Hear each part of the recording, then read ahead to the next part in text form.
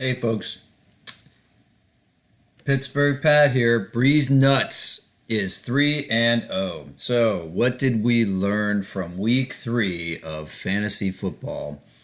Let's see what we got here. Well, we're obviously in first place, ranked number 1. Let's see what happened this week. Well, let's see. We learned that when Drew Brees and Matt Ryan get together, Matt Ryan actually had a couple more points than Drew Brees. These guys are nuts. They just go crazy. So Brees has turned out to be a great pick for fantasy again this year. He's perennial stud favorite. They just throw the ball. Their defense is weak. They get behind. They throw the ball. But Matt Ryan in the loss actually had a couple more points. That's pretty funny. Even though he had a couple of lost balls, he fumbled twice, turned over the ball twice. He had 5 touchdowns. But Brees is going to be every week for us, except for his bye. James Conner did okay. Did okay. 13. If Conner had got a touchdown, he would have been Le'Veon Bell numbers. Not too many rushes, but he had some catches there. Christian McCaffrey, unbelievable! What a performance! 184 yards rushing and a couple catches, gets 20 points for our team. He is turning out to be all that I expected. Still not going to get those touchdowns though, I mean, that's in the red zone. He just doesn't get the touches. Keelan Cole, yeah, he was okay, 7 points, but looks like should have put.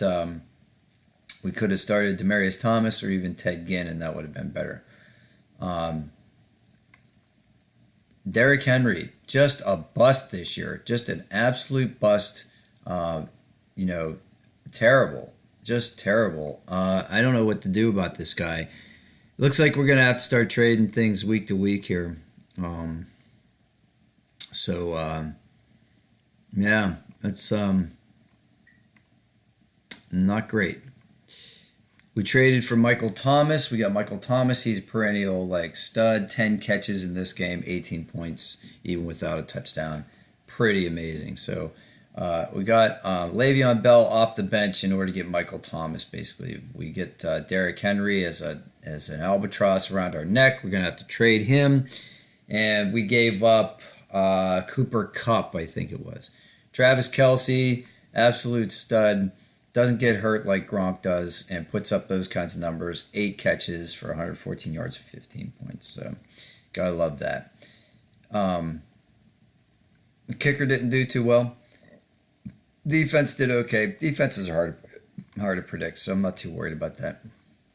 Here, let's go to the game center and see how we matched up against the team that we were playing this past week. Once this stupid ad gets okay, here's this week. I can take a little bit of a peek at that while this silly commercial passes.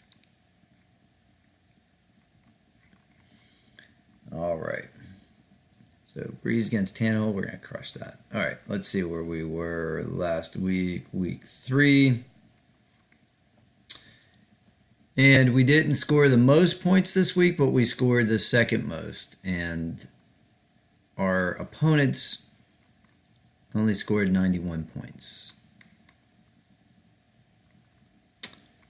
I didn't want to track. I want stats. Full box score is what I want. All right.